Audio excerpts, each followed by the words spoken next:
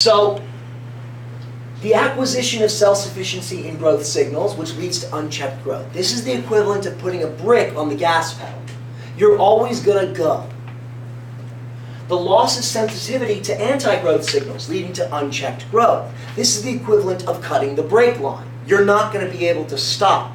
It doesn't matter if you hit that brake, it's not going to respond, that car. The loss of capacity for apoptosis in order to allow growth despite genetic errors and external growth, anti-growth signals. The cell stops listening to instructions, at the risk of alienating my audience, like a teenager. Now, they will stop listening to all the signals. I'm telling you, no, you can't do this, you're hurting us. I don't care, I do what I want. Yes, I know, I'm sounding like a cliche, but the point is made. So a cell will not undergo apoptosis. It will not undergo its programmed cell death. It will not die on its own. It will not listen to any signals that tell it to do otherwise. The loss of capacity for senescence, leading to limitless replicative potential. That is immortality. The cell will divide without limit. There is, in most normal cells, a certain limit, a certain number of replications, a certain number of divisions that you will have before that cell will just stop dividing anymore. In humans, it's around like 50 or 60. In like tortoises in the Galapagos, it's something like 100 or something. The older you are, the older you can live up to.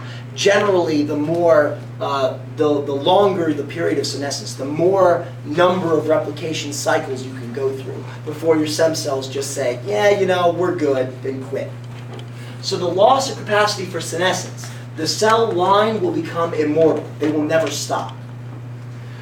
Acquisition of sustained angiogenesis, allowing the tumor to grow beyond the limitations of passive nutrient diffusion. So the tumor eventually is going to grow in size because all these cells are getting bigger and they take up space. And eventually the blood flow that was there will no longer be able to sustain that tumor unless the tumor can redirect the blood flow to itself, unless it can send signals to the vascular system to say, hey, we need more vessels over here, build some more capillary networks. And the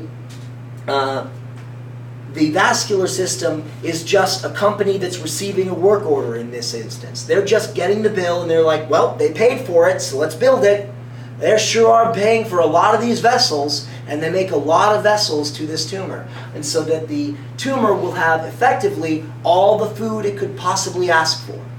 So it will not die because it ever goes hungry. It will never go hungry because it has now rerouted the food supply.